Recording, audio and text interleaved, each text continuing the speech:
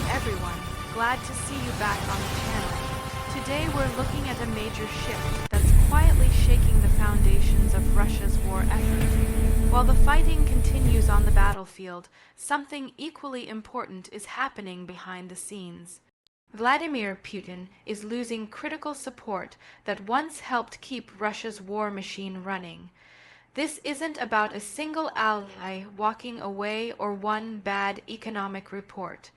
It's about the slow exposure of how Russia has been funding this war and why that system is now under serious strain. For a long time, the Kremlin projected confidence. The message was simple and relentless. Russia, we were told, could outlast sanctions, absorb economic pain, and finance the war indefinitely. State media repeated that the country had adapted, that new partners had replaced old ones, and that Western pressure had failed. But when you look closely at the numbers, the deals, and the political signals, a very different picture emerges. At the heart of this issue is money. Modern wars are brutally expensive. They consume weapons, vehicles, fuel, spare parts, and manpower at an astonishing rate. Every missile launch, every armored vehicle destroyed, every soldier mobilized adds to the bill. Russia has been burning through resources far faster than it can easily replace them, and that has forced the Kremlin to rely on a fragile web of funding sources. One of the most important pillars of Russia's war funding has been energy exports. Oil and gas have long been the backbone of the Russian state budget. Before the war, Europe was Russia's biggest and most profitable customer. That relationship allowed Moscow to earn massive revenues while maintaining leverage over European economies. When the invasion began, many believed this energy dependence would shield Russia from serious consequences, but that shield has been cracking. European countries moved more quickly than expected to reduce their reliance on Russian energy. New suppliers were found, reserves were tapped, and consumption was cut. Prices fluctuated wildly, but over time Russia lost access to its most lucrative markets. Oil that once flowed west now had to be redirected elsewhere, often at steep discounts. Selling oil at a discount is not a minor inconvenience. It means Russia earns less per barrel while still facing the same, or even higher, production and transportation costs. Add to that the increased expense of shipping oil longer distances and navigating sanctions, and the profit margins shrink dramatically. This has a direct impact on how much money the Kremlin can funnel into the war. Another key source of funding has been Russia's sovereign reserves and budget buffers. At the start of the conflict, Moscow had accumulated large reserves precisely to withstand shocks. These reserves gave the Kremlin room to maneuver and helped stabilize the ruble in the early months. But reserves are not infinite. Every month of high military spending drains these funds further. As the war dragged on, military expenditures ballooned. Official budget figures began to show defense spending consuming an unprecedented share of state resources. This meant less money for infrastructure, healthcare, education, and regional development. While the government tried to hide or reclassify some expenses, the strain became harder to conceal. This is where critical support starts to weaken. Inside Russia, regional governments and state-linked industries are feeling the pressure. Regions are being asked to contribute more men, more equipment, and more money. Some are struggling to meet these demands without cutting essential services. Quiet frustration is growing, even if it rarely reaches public protests. At the same time, Russia's elite circles are not immune to these changes. Powerful business figures, state company executives, and regional leaders once benefited from stable revenues and predictable access to global markets. Sanctions have frozen assets, restricted travel, and disrupted supply chains. While many remain loyal, loyalty becomes harder to sustain when personal losses mount and future prospects look uncertain. Another often overlooked factor is the role of foreign partners. Russia has sought to replace Western markets and financial channels with alternative relationships. Countries willing to buy discounted oil or provide certain goods have become crucial. But these relationships are transactional, not ideological. They are based on price, convenience, and self-interest. As a result, Russia has less leverage than it appears. Buyers know Moscow needs them, and they negotiate hard. Payments are often delayed, currencies are less stable, and financial arrangements are more complex. This reduces predictability and increases risk, making long-term planning far more difficult for the Russian government. The exposure of Russia's war funding also highlights how dependent the system has become on short-term fixes. Instead of sustainable growth, the economy is increasingly oriented toward war production. Factories are repurposed, labor is redirected, and civilian industries take a back seat.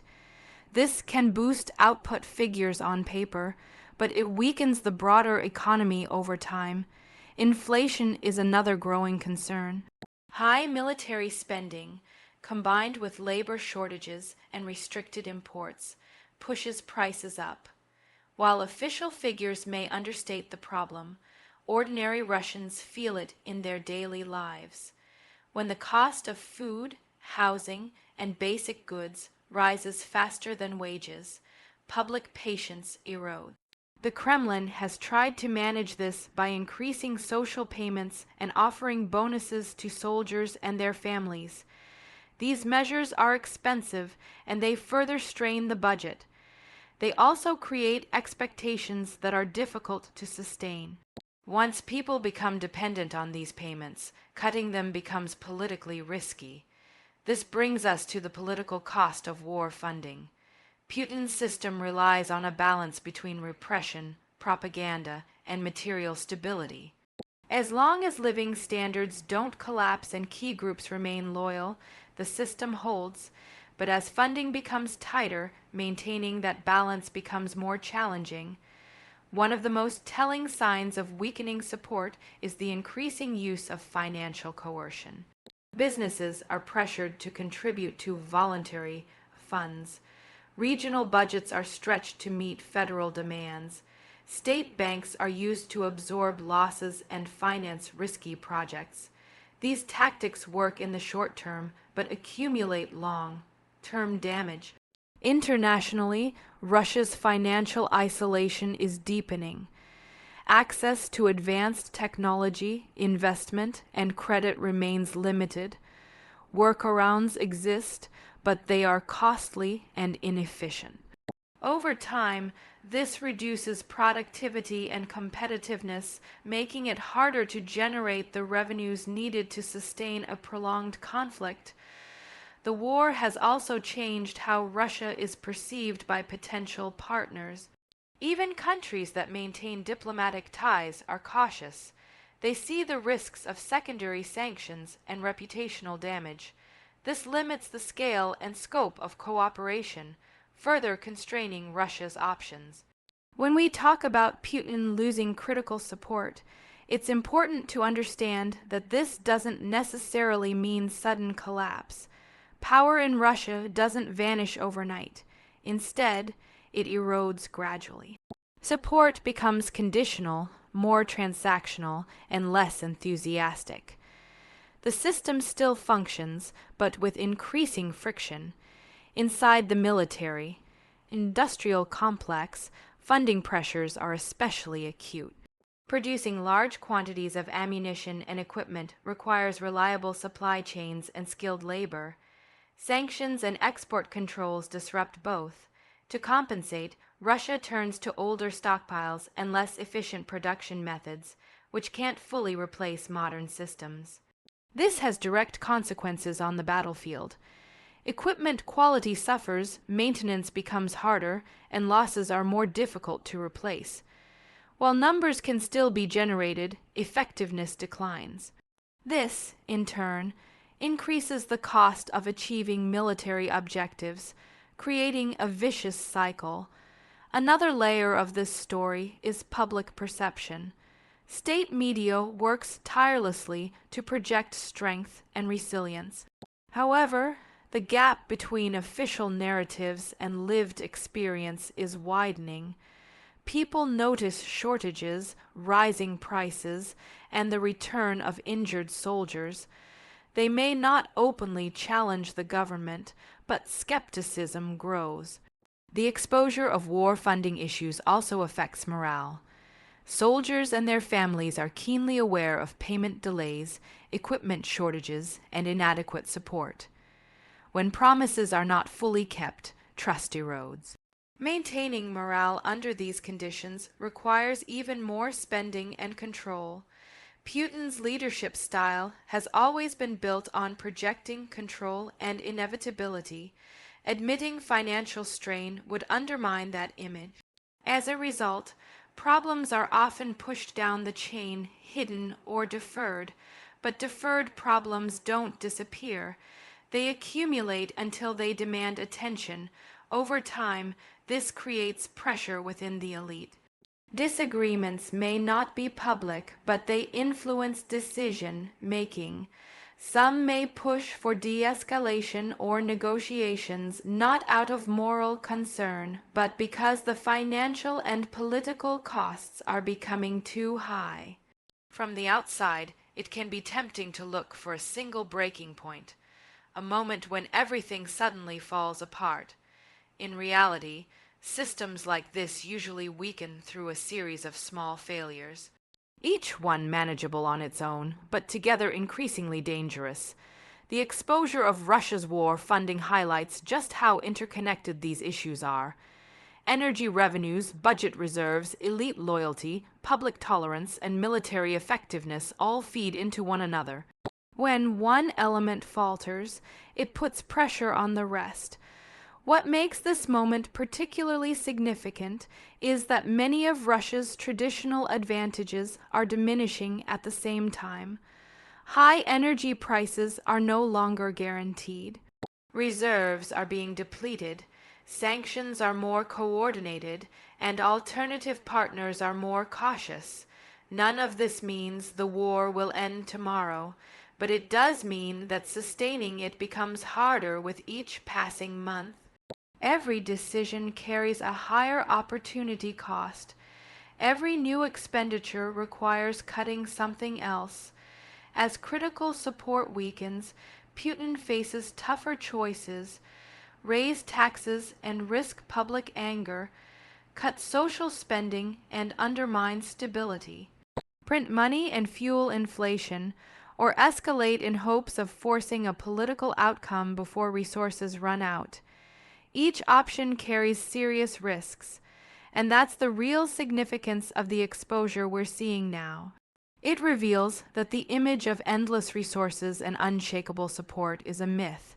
Behind the scenes, the system is under pressure, adapting, but also straining. Understanding this doesn't require believing in imminent collapse or dramatic change. It requires recognizing that power depends on resources, and resources are finite. As Russia's war funding becomes more exposed, the margin for error shrinks. The coming months will show how the Kremlin navigates this narrowing path.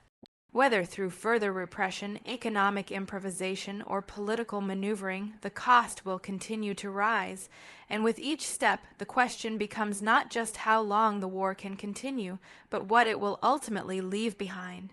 That's why this moment matters, not because it guarantees a specific outcome, but because it reveals the underlying realities shaping Russia's choices. Critical support is no longer unquestioned. War funding is no longer opaque.